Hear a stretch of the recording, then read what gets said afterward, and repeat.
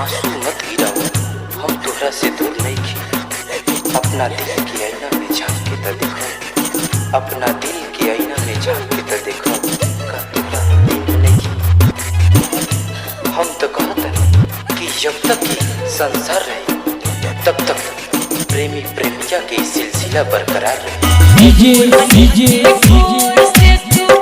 सावन जान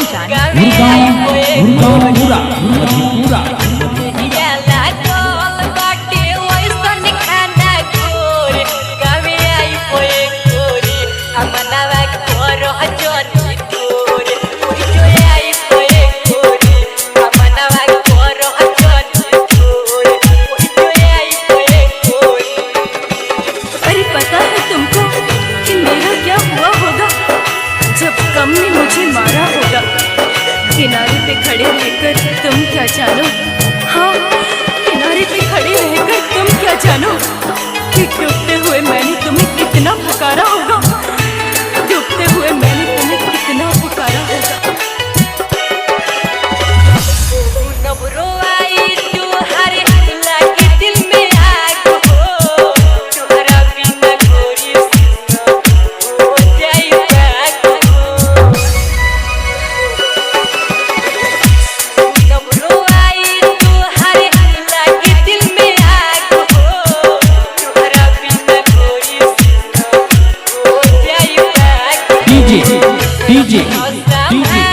अभिषेक राज गोवासी के हैं। डीजे गाना बनवाने के लिए संपर्क करें 6200878922।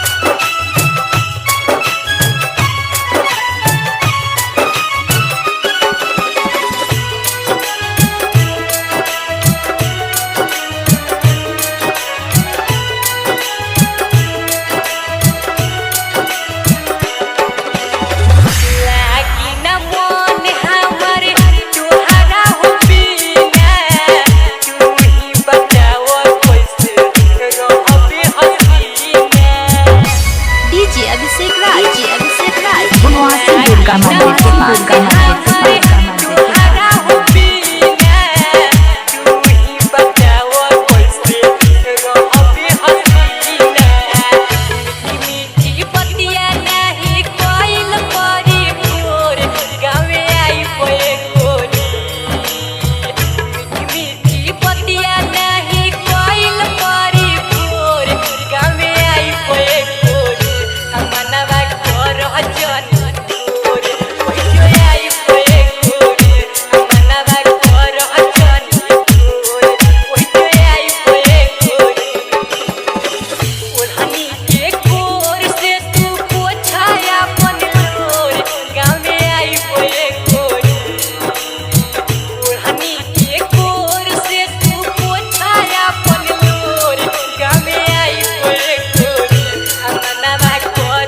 सावन